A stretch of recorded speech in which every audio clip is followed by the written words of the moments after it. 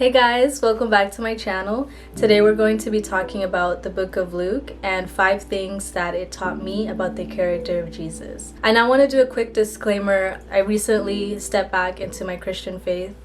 It's been 7 months, so I'm roughly new again. But before I was a Christian, I didn't really understand a lot of just the basics. And God really put in my heart, start reading the book of Luke first. The book of Luke was the first book that I read before going deeper in my faith.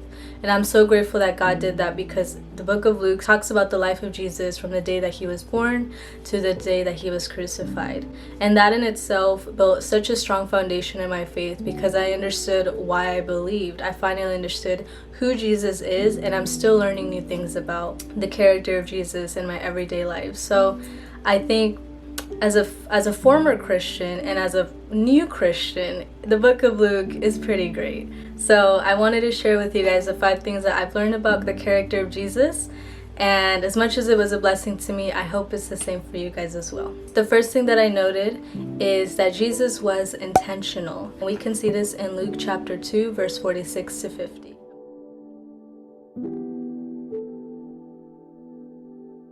I like Jesus. He was pretty sassy. But when he was a young boy, he was very wise, very articulate, and very curious. And I really love that about him, because as Christians, it's kind of looked down upon to be curious, but I'm glad that people are just accepting that we should question everything. So Jesus was definitely a very wise person from a very young age, and we can see his intentions by going to people that are wiser. At that time, because he was still a boy, he was learning and growing, and he would ask questions to learn. I don't know exactly what questions he asked. I would love to know, because I'm very curious myself.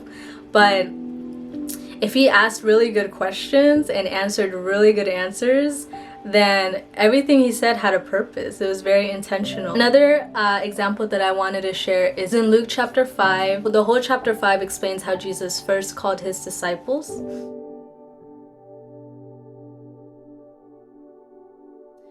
I love this analogy because Jesus knew that Simon Peter and James and all the people that were there, sons of Zebedee, were fishermen. They caught fish for a living.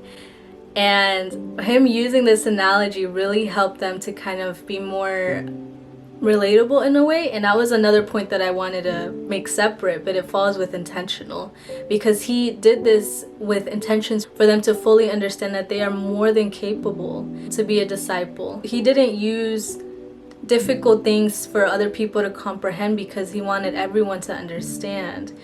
I'm assuming and I'm guessing that's why people were so relatable with him. They felt comfortable, they felt welcomed, and he used this analogy with a purpose for them to understand. And I think I feel like we can overlook that, but that's just something that stood out to me. I also noted that he was intentional with his words as well. Everything he spoke, everything he said, everything he preached and taught reflected back on that purpose. And that's where that intentional factor comes into play. Just like we're trying to reach our goals, maybe you're trying to be financially stable, every decision that you make financial wise is going to reflect on this goal that you want to, reach financial stability. It's just an example. There's probably a better example out there, but that's my goal. So that's just the first thing that popped into my head. So the next characteristic is that Jesus accepts everybody. And as hippie as that sounds, as cliche as that sounds, I think we can still learn a lot out of this. And we can find that in Luke chapter 5, verse 27 to 32.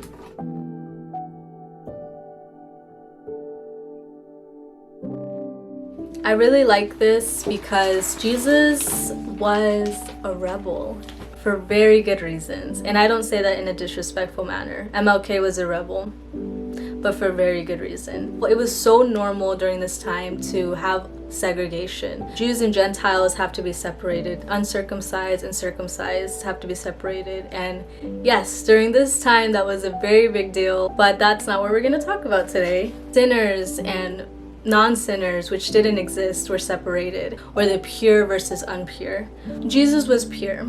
He was perfect. He never sinned, obviously, yet he sat with sinners. He sat with tax collectors, which back then were not good people. Why? Because he had a purpose.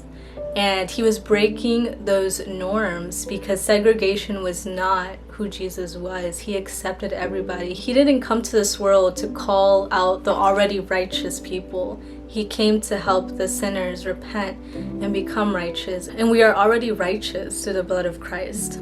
So the next factor is humble. Jesus, from what I'm learning so far and what I've learned when I was a former Christian, Jesus never boasted about his abilities, about his skills, about his wisdom. He simply taught. He simply preached the truth and he spoke wisdom. He didn't have to proclaim, I'm this, that, and the third to prove himself. His actions spoke for themselves. And for some reason, the Pharisees did not like this. They were jealous. And we can see this in Luke 5:14. It's actually 12 to 15, but to keep this video concise, I'll explain.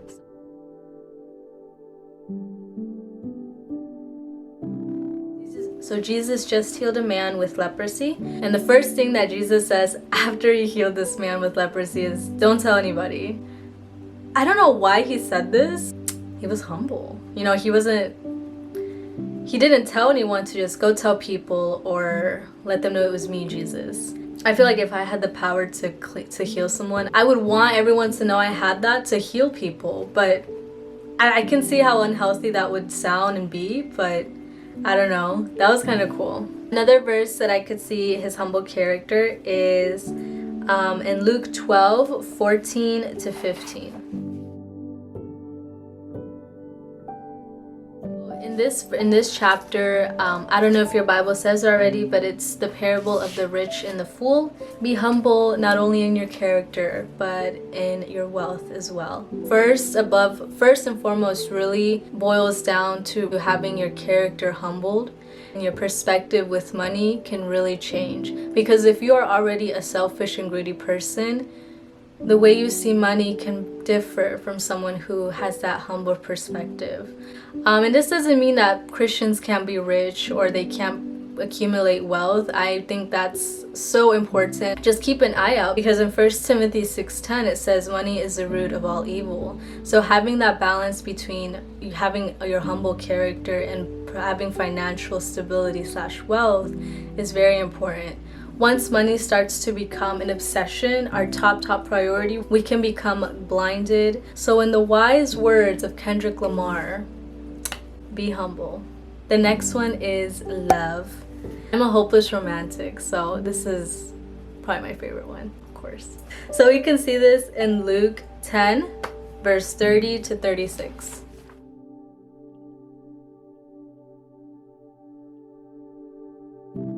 So the title of this parable story is The Good Samaritan. And for anyone out there, you might have heard of the Good Samaritan law, which is fairly similar, kind of relates. Cool that a Bible parable was actually a law. But anyways, that's not the point.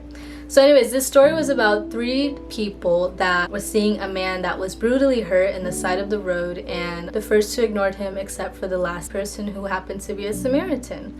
That's why the title of the parable is The Good Samaritan. In this parable, Jesus is teaching the people to show grace, compassion, kindness to those in need. And as calling our Christians, we're supposed to help the hurt, whether that's obviously spiritual, emotional, mental, but in this case it was physical. That was Jesus saying, go and do the same. Show that love, be the difference, show kindness, and be like him. So the last characteristic that I wanted to know is peace. And we can see that in Luke 12, verse 29 to 31.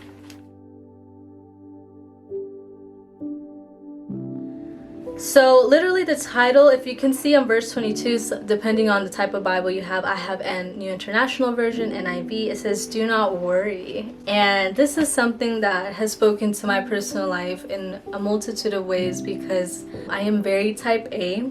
I tend to worry about the stupidest things, and that's just because I like to plan ahead for 80 years and up.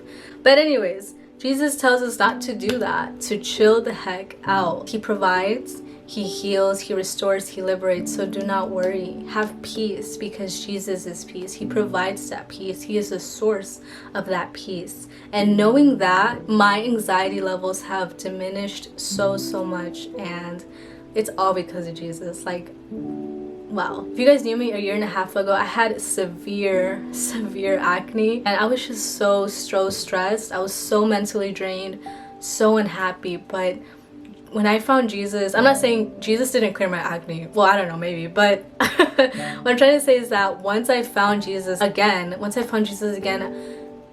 it's just something so divine, so honestly supernatural. Because I'm not the type of person that does not worry. I worry a lot, and to this day I still worry about the little things, but I've gotten so much better because he provides that peace. And in this verse, Jesus was explaining an example of ravens, which is a type of bird, how they still eat without worrying about where they're going to get their food from. How is this children of God not going to be taken care of, you know? So I think that was a good example. So yeah, those were the 5 characteristics that I noted in the book of Luke about Jesus. There is still so much more to be said, so many more stories and parables that I skipped over. But again, this was more of a concise, very big summary on the book of Luke. And if there's anything else that you want to add, or something else that you noticed in the book of Luke about the character of Jesus, or just anything that really stood out to you, let me know down in the comments. I'd love to hear from you guys. Thank you guys so much for watching. But yeah, I'll see you guys next time. Bye.